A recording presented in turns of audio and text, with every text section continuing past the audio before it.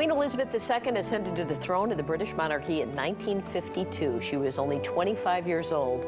She was a young mother with two of her four children having been born. On the 70th anniversary of her reign, a new biography is out that includes unpublished royal family papers and photographs, along with personal stories from other world leaders, family, and staff. Robert Hardman has been a columnist and royal correspondent for the Daily Telegraph, and since 2001 writes for the Daily Mail. The book is Queen of Our Times, The Life of Queen Elizabeth II. Good morning. Thank you for joining us this morning.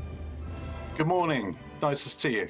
I think people perceive her to be a figurehead, a touristy thing. What does she really do of importance?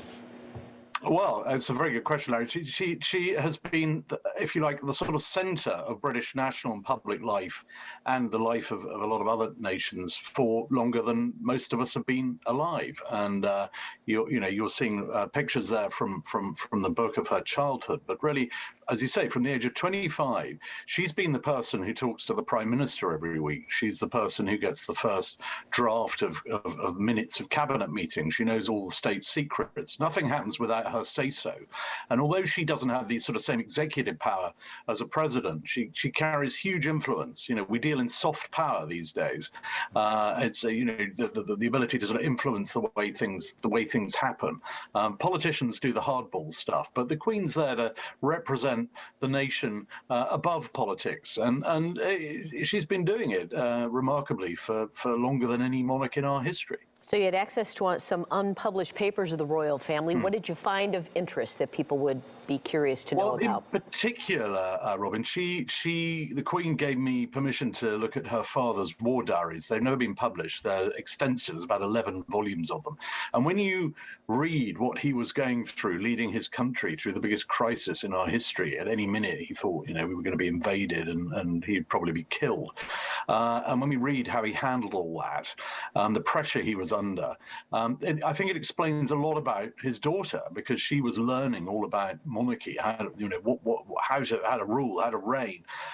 She was devoted to him. She's done everything following his example. And when you read his account of being dive bombed in his own home, nearly killed twice, he was terrified that his daughters were going to be kidnapped by paratroopers. At one point, he was trying to get them evacuated to the USA, in fact. And Winston Churchill said, "Look, not right now."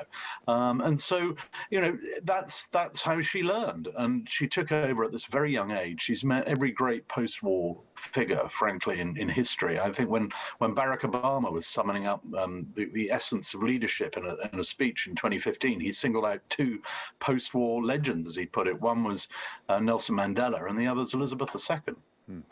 For an institution that is supposed to be so buttoned up, they've had some issues. How has she handled the Andrew, Diana, Harry? How do you feel she's handled those? Is she happy with how she's handled those?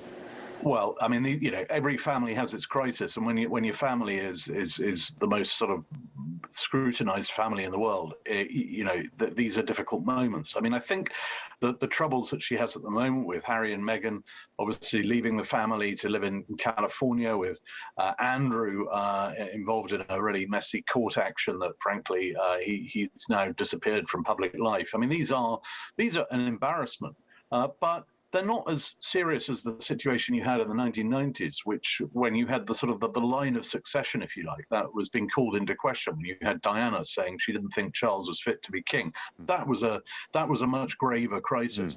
I mean, this institution over 1,000 years, it's had its ups and downs. I mean, it's had worse downs than the ones it's currently going through. There's no question there are challenges at the moment, but I mean, the main thing is that she can look ahead to Charles, to William, and on to young George, and there's a solid line of succession there. Monarchy is all about continuity and stability, and that's what she stands for. I mean, when you think that she came to the throne, I mean, the Korean War was still going on, Britain was on rations, and most people didn't own a car or a TV. Right. And here we are today, talking to each other by Zoom. I mean, it's it's another world, and yet she's the sort of the thread that runs through all that history. Yeah. I think a younger generation is, learned a lot about her via The Crown, that show on Netflix. You say she doesn't watch it.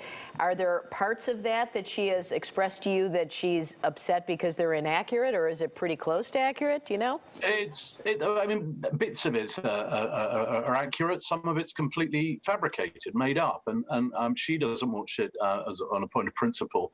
I know that Prince Philip, her late husband, he was very upset by one episode, which he said to a friend of his, "I gather I'm supposed to have murdered my sister," because in one episode he sort of blamed for the death of his beloved sister Cecile in a plane crash, which she had absolutely nothing to do with. I mean, The Crown does make up a lot of stuff. It's great TV. It's beautifully produced. It's gripping, but it's a drama. It's not fact. But I think there is a slight risk that for a lot of people, they're now starting to sort of think, well, that's probably what really happened, and it is. And whether it's the Queen's relationship with Margaret Thatcher, I mean, that they get that wrong. At one point, you've got the Queen chatting away to the Duke of Gloucester 4 years after he died.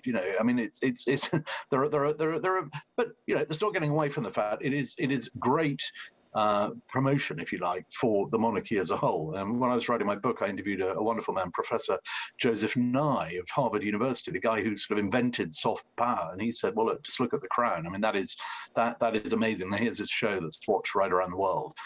That's sort of that just shows the sort of the drawing power, if you like, of the monarchy, regardless of what it shows." So, they've learned to live with it. I mean, they're used to journalists like me writing all sorts of stuff. I mean, when you've grown up in the sort of public goldfish bowl like the Queen has all the way through her life, I mean, The Crown, it might be irritating at times, but you just get on with life. Yeah. Well, the book is The Queen of Our Times, The Life of Queen Elizabeth II. You can follow Robert Hardman on Twitter. Thanks for being with us. Thanks, Robert.